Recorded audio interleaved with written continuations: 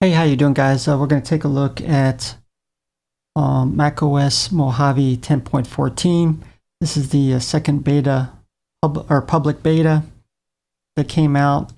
And one of the biggest changes is the dark and light theme is now applied system-wide and also to some base Mac apps as well. And we can see not just the menu bar and dock, okay? And then we can see that when we go to notifications in Today view, as you can see, it's applied as well as things like Finder, iTunes Store, and System Preferences. And if you go into System Preferences General, and then you can change between dark and light mode. And now they use icons, which is a little bit easier to find than just checkboxes.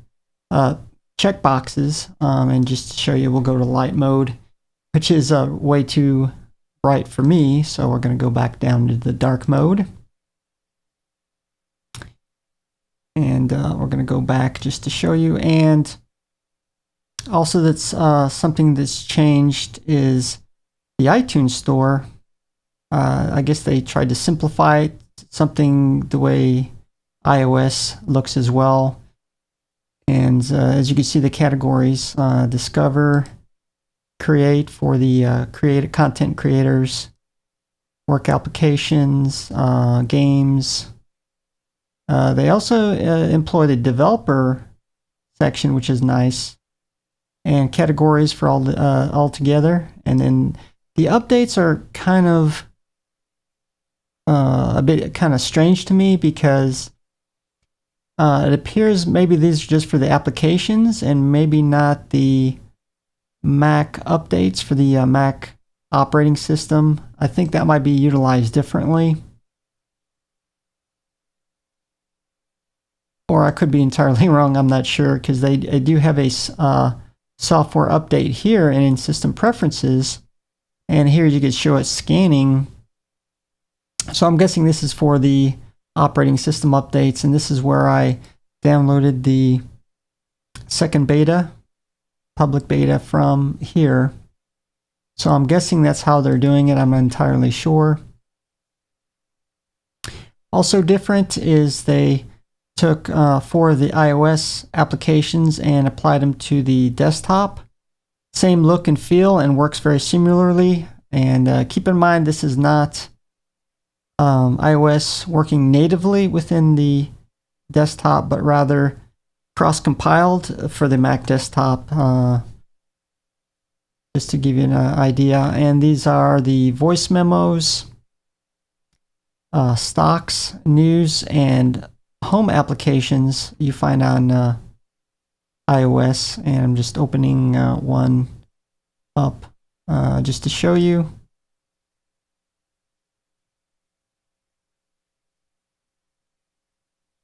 Also different is stacks. So if you have documents, pictures, and stuff on your desktop and it tends to be cluttered, to neatly organize them, you can utilize stacks by go to the menu bar view and then use stacks, or you can even right click on the desktop and use stacks.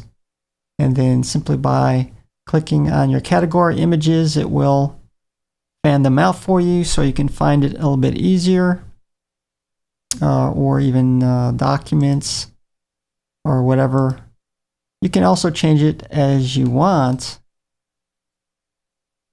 And we're simply going to change it back for now. Also down here in the lower right hand side of your dock, your 3 most used applications or recently used applications here. A little bit different from the ones that you decide to put in your dock. This is handy if like you start using more applications than one. Instead of going to applications folder, you simply click it on your dock. I kind of like that feature.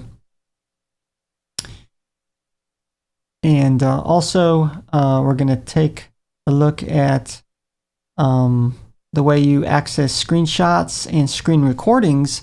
You used to have to memorize individually all the keyboard shortcuts. You don't have to do that anymore. You can simply memorize the Shift Command 5 if you look down here, kind of like a strip control center, here you can take a screenshot of your entire screen, a window if you have a window open, or a selected portion. And just to show you, do so right here, and a viewing window will stay on your desktop for I think 20 seconds. And here you can open it up. You can edit it, add annotations and all that if you prefer. And here it saves it to the desktop here too. We're going to go ahead and delete that really quick because we're not going to use that. And also, you can apply it different ways. Like I said, selected window, selected portion, then you simply click to what do you want to save. And desktop recording you can do as well, or selected portion. You do have a couple of options here where you want to save the media to. Timer, if you want to apply that, gives you time to get ready, and then a capture button. So that's good to see they finally implemented that as well. So those are some of your most commonly used features in Mojave, macOS 10.14. Thank you for watching, and hope you guys, please, if you like my videos, please save and subscribe. Thumbs up hopefully if you like it as well, and thank you for watching.